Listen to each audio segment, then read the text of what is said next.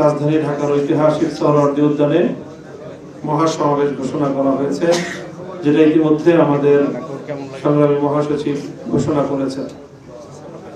এই মহাসমাবেশের যে সকল দাবি এবং যে সকল উদ্দেশ্যে আমরা এই মহাসমাবেশ ঘোষণা করছি, তার মধ্যে প্রথম দাবি হলো ফ্যাসিবাদী আমলে হেফাজতে ইসলামের নেতাকর্মীদের বিরুদ্ধে অসংখ্য মিথ্যা মামলা দায়ের করা হয়েছে।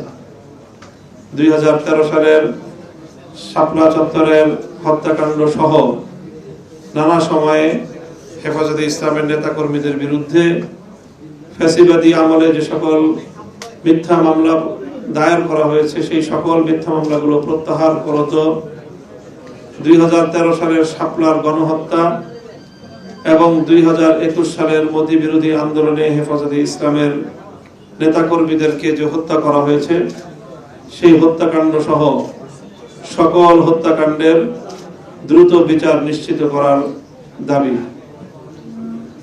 দ্বিতীয় দাবি হলো বাংলাদেশের সংবিধান সংস্কারের যেই কমিশন গঠন করা হয়েছে, সেই কমিশনে যেই প্রস্তাবনা আনা হয়েছে তার মধ্যে অত্যন্ত বিতর্কিত এবং ইসলামপন্থীদের অত্যন্ত শঙ্কার কারণ হয়ে দাঁড়িয়েছে একটি প্রস্তাবনা, সেটি হলো সংবিধানে বহুত্ববাদের প্রস্তাবনা রয়েছে।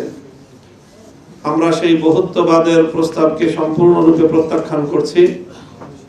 সেই বহুত্ববাদের প্রস্তাবনাকে বাতিল করে সংবিধানে মহান আল্লাহর উপর অবিচল আস্থা এবং বিশ্বাসের ধারাটি পুনর্বহাল করতে হবে। এই দাবি নিয়ে আমাদের মহাসমাবেশ।